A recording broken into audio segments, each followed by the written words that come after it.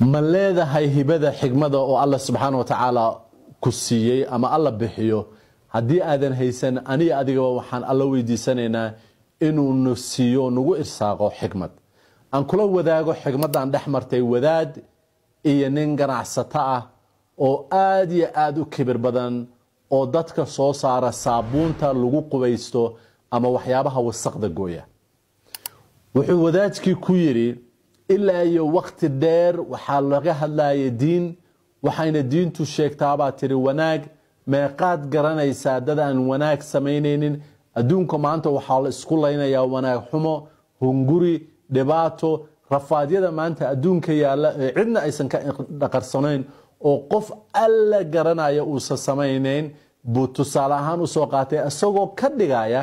in aysan diintu ahayn ama aysan diintu ahayn mid xal ka noqon karta dhibaatooyinka maanta yaala haddaba muusan u jawaabin wuu ka dhageystay waxay mareen ama ay ag mareen ilmo yaryar oo aad u wasaqaysan oo wasaq aad iyo aad u fara badan qaba wuxuu ku yiri waxaad ii sheegtay saabuunta aad shaqaysaan ama saabuunta kambanigaagu soo saaray inay aad iyo aad u wanaagsan tahay oo ay wasaqda aad u goyso waxaad ii sheegtay waxba kama jiraan saabuuntiinu ma shaqayso waxaad sheegteen waxba kama jiraan wuxuu yiri the only way ay saabuunteenu ku shaqayn karto waa inay dadku isticmaalaan oo isku dhaqaan si ay u dareemaan nadiifka ay tahay wuxuu yiri maxay kula tahay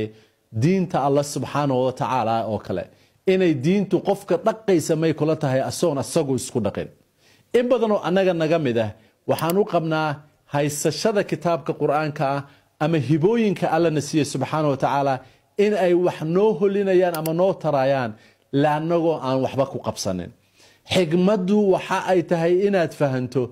Allah subhanahu wa ta'ala wuxuu nasiiyay wixii qofku ku badbaadi lahaa haday tahay adduunka iyo haday tahay aakhiro laakiin xigmadii uu qofku ku isticmaali lahaa ma haysata adigu anigu sama haysta bal isweydiyo la wadaag hadii ilaahay